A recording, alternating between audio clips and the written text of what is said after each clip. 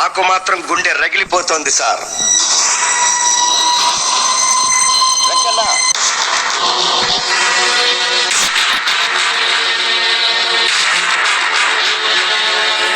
Sir, నేను ఒకటి అడుగుతాను, చెప్తారా? తప్పకుండా. ఈ మినరల్ వాటర్ ఖరీదెంత? 10 రూపాయలు. మరి మీరు తాగుతున్న ఆ కూల్ డ్రింక్ ఖరీదెంత? 8 రూపీస్. మీ కాళ్లకు వేసుకున్న బూట్లు ఏ కంపెనీవి సార్? బాటావి.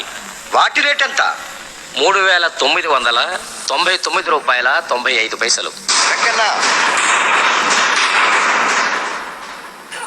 దీని రేట్ ఎంతో తెలుసా సార్? తెలియదు. ఉల్లిపాయ, ధాన్యం, మిర్చి, చింతపండు వాటి ఖరీదు ఎంతో తెలుసా సార్? తెలియదు. ఈ ధరలన్నీ ఎందుకు అడుగుతున్నావు? అక్కడికే వస్తున్నా సార్. కూల్ డ్రింక్ ధరింతని, బూట్లు ధరింతని ఎలా చెప్పగలిగారు సార్? అవి ఫిక్స్డ్ రేట్లు. ఎవరు ఫిక్స్ చేశారు సార్? వాటిని తయారు చేసే కంపెనీ వాళ్ళు. మరి మేము పండించే పంటలకు మేమే రేట్లు ఫిక్స్ చేసుకునే విధానం మాకెందుకు కల్పించట్లేదు సార్? మీ కేంద్ర రాష్ట్ర ప్రభుత్వాలు మాకెందుకు సార్ అవకాశాలు కల్పించట్లేదు? గుండు సూది మొదలు గీసుకునే బ్లేడ్ వరకు అన్ని రేట్లు కంపెనీ వాళ్లే ఫిక్స్ చేసుకుంటుంటే మరి మా రైతులకు ఎందుకు సార్ అడుక్కునే పరిస్థితి కల్పిస్తున్నారు?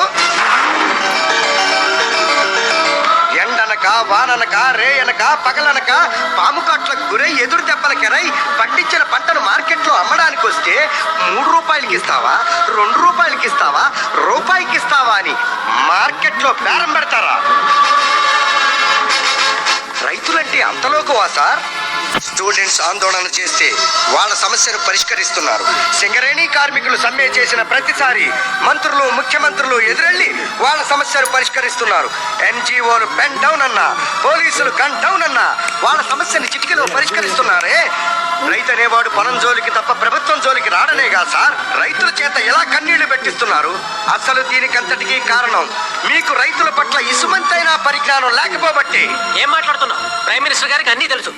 ఏం తెలుసు, ఏం తెలుసు, ఏం తెలుసని? కిలో పత్తికి ప్రభుత్వం కట్టిన రేటు 20 రూపాయలు. దాని నుంచి వచ్చే నూలుతో 8 గజాల చీర తయారవుతోంది. దాని విలువ 960 రూపాయలు. పువ్వలేక బాధపడే రైతుకి 20 రూపాయలు ఎక్కడ? బట్టల వ్యాపారికి 960 రూపాయలు ఎక్కడ? ఇదెక్కడి న్యాయం? కేజీ పొగాకు 30 రూపాయలకు అమ్మితే అందులో నుండి 1250 సిగరెట్లు తయారవుతున్నాయి. వాటి విలువ సుమారు 4000 రూపాయలు. కానీ రైతుకు దక్కేది 30 రూపాయలు. ఇదెక్కడి ధర్మం? ఉన్నవాళ్ళు ఏసీ రూముల్లో కొలకడానికి కరెంట్ ఇస్తున్నారు. అదే కరెంట్ రైతు అడిగినంత ఇస్తే కోరినంత పంట పండిస్తాడు. అంతేకాక ఇన్ని సంవత్సరాల పాలనలో ఏ కేంద్ర ప్రభుత్వం అయినా సరే సరి అయిన జల విధానం అనుసరించిందా?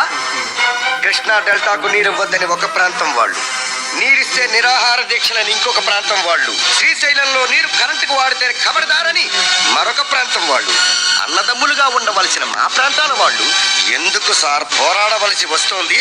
అంటే మేము రైతులకు ఏ సహాయం చేయలేదంటారా? మన దేశంలో లక్షలాది ఎకరాల్లో చెరుకు పండిస్తుంటే పక్కనున్న చైనా నుంచి చక్కెర దిగుమతి చేసుకుంటున్నారు. ఇదా మీరు రైతులకు చేస్తున్న సాయం? రష్యా నుంచి గోధుమలు, శత్రు దేశమైన పాకిస్తాన్ నుంచి పత్తి ఎందుకు తెప్పిస్తున్నారు? ఇదా మీరు రైతులకు చేస్తున్న సహాయం? అందులో తప్పే ఉందండి. వాళ్ళ దేశంలో నాణ్యత బాగుండబట్టి. మీరు లైసెన్సులు ఇస్తున్న విత్తనాల కంపెనీ వాళ్ళు నకిలీ విత్తనాలు తయారు చేస్తుంటే ఇక నాణ్యత ఎక్కడి నుంచి వస్తుంది? ఇతర దేశాల ముందు మన భారతదేశాన్ని, రైతుల్ని కించపరుస్తున్నారు, అవమానపరుస్తున్నారు. ఈ దేశంలో పుట్టిన రైతన్నలకి వారసత్వంగా మిగులుతోంది కొడుకులు, కూతుళ్ళు కాదండి, చేసిన అప్పులు. సృష్టికి ప్రతి సృష్టి చేసిన మా రైతులు పల్లెటూళ్ళలో బ్రతకడం కష్టమై పట్టణాలకి వలసపోతున్నారు. అపార్ట్మెంట్ల ముందు వాచ్మెన్ గా కాపలా ఉంటున్నారు. చేనేత కార్మికులు ఆత్మహత్యలు చేసుకుంటున్నారు. వారి భార్య బిడ్డలు రోడ్డు మీద అడుక్కు తింటున్నారు. బాబు, ధర్మం చేయండి బాబు. బాబు, మీ సమస్యలు వినడానికే వచ్చాను మిస్టర్ హరిశ్చంద్ర ప్రసాద్. మీ డిమాండ్స్ ఏమిటో చెప్పండి, పరిష్కరిస్తాను. మాకు తాగునీరు కావాలి. సంవత్సరానికి 2 పంటలు పండించడానికి సాగునీరు కావాలి. 12 గంటలు కరెంట్ ఇవ్వాలి. పండించిన పంటకు గిట్టుబాటు ధర కావాలి. ఊరికొక రైస్ మిల్లు ప్రభుత్వమే కట్టించి మాకివ్వాలి. మా రైతుల దగ్గర నుంచి వసూలు చేసిన సుంకం మా రైతుల కోసమే ఖర్చు పెట్టాలి. కోల్డ్ స్టోరేజీలు ప్రభుత్వమే కట్టించి మా రైతులకు ఇవ్వాలి. మేం పండించిన పంటను నేరుగా మార్కెట్లో తీసుకొచ్చి మేమే అమ్ముకునే అవకాశం కల్పించాలి. మధ్యదళారీ వ్యవస్థను రద్దు చేయాలి. విత్తనాలు, పురుగుల మందులు కల్తీ లేకుండా ప్రభుత్వమే అరికట్టాలి. మా పంటను హామీగా చేసుకుని ఎరువులు, పురుగుల మందులు అప్పుగా ఇవ్వాలి. పంటలు పండిన తర్వాత ఆ అప్పును వసూలు చేసుకోవాలి. ఒకవేళ పంటలే కనుక పండకపోతే రుణాలు మాఫీ చేయాలి. పంటల బీమా పథకం అమలు చేయాలి. మీ బాధ నాకు అర్థమైంది. వచ్చే పార్లమెంటు సమావేశాల్లో మీ బిల్లు ప్రవేశపెడతాను. రైతులకు న్యాయం చేస్తాను. ఇప్పటికి చాలా బిల్లులు మురిగిపోయాయి సార్, మహిళా బిల్లుతో సహా 3 సార్లు. మీరు అన్నది నిజమే. ఇప్పుడు అలా జరగదు.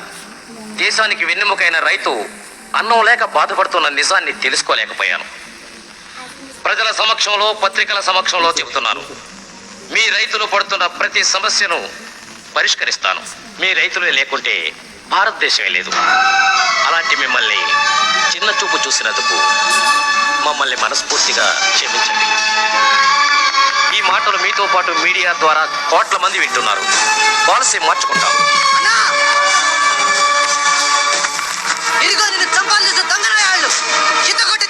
మనం సమస్యలతో పోరాడుతున్నాం, చీడ పురుగులతో కాదు. సమస్యలు చస్తే వీళ్ళు చచ్చినట్టే. వీళ్ళను పోలీసులకు అప్పచెప్పండి. మీ మీద గౌరవం ఇంకా పెరిగింది. ప్రజల కోసం ప్రాణం ఇవ్వడానికి సిద్ధపడిన మిమ్మల్ని చూస్తుంటే నాకు గర్వంగా ఉంది. Hats off to you.